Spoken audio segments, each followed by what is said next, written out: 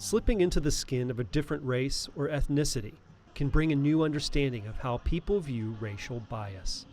An app by the Australian company, All Together Now, has created that exact scenario with an app called Everyday Racism. Hey, you want to punch on? The app is used as an education tool by immersing you in a real-life scenario in which you choose one of 3 characters representing different races. In this first-person view, you are the focus and witness racism on a daily basis. Stay away from my house. My window was broken last week and I know you pricks are responsible. The encounters engage you to get a feel of prejudice, bias, and racism by playing out assorted situations. We wanted to get people to understand what everyday racism is. A lot of people think they know what racism is. The way to reduce racism is through education. And so by getting people to understand what racism really is, what it really looks like, the modern day racism, and what people can do about it. You'll receive texts, tweets, images, and videos that will force you to think differently and challenge your assumptions and viewpoints about how you see other races. Hey, hurry. Sit down. You can also choose to play a bystander, witnessing racism yourself. By enabling people to be able to see different scenarios and think about how they might respond in that scenario, you're enabling people to practice so that when they witness it in real life, they have a much better understanding of what they might do in that situation. Since the app launched 2 years ago, more than 25,000 people downloaded it, resulting in a 76% increase in awareness of participants' ability to talk about racism and racist actions. A 90% rise in encouraging action to be taken when witnessing racism, and a 60% increase in speaking out against racism.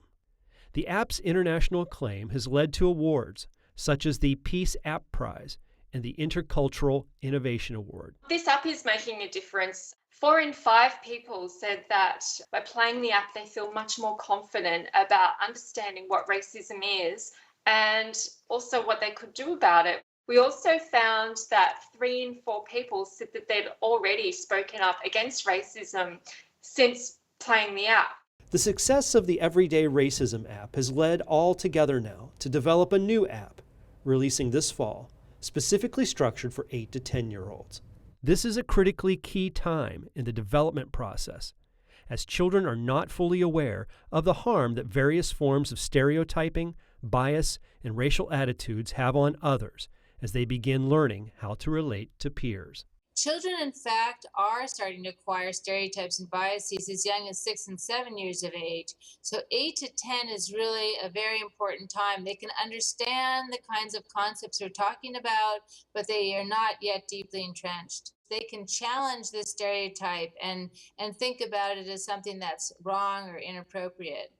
In the fall, schools will begin to implement the app as a learning tool in the classroom as well, improving promotion of positive peer group relationships and develop skills in conflict resolution among students. The app has also helped teachers deal with racial or bias issues, providing them with some much-needed experience in dealing with multiculturalism. The reason we built this app really was to get to the teachers. It's very important to educate children, but if teachers don't know how to speak about racism, to speak about bias in the classroom, then we really have a problem, because when racism erupts in the classroom or in the playground, the teachers don't know how to deal with it properly. The program is 8 weeks long, with 30-minute sessions in which children spend 10 minutes working through different scenarios prior to a 20-minute classroom discussion.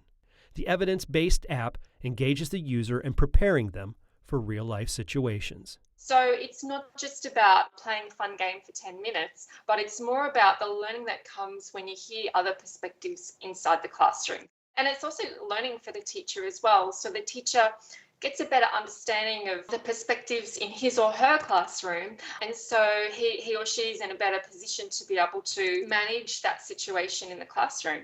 These innovative apps are improving racial understanding across ethnic boundaries as they help blur the bias gap.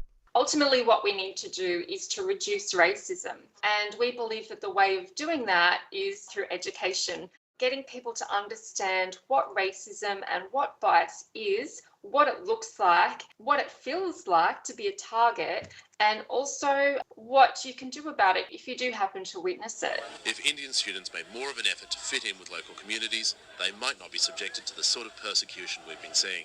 I would love to see these apps actually help to reduce racism, not just in Australia, but also in countries overseas.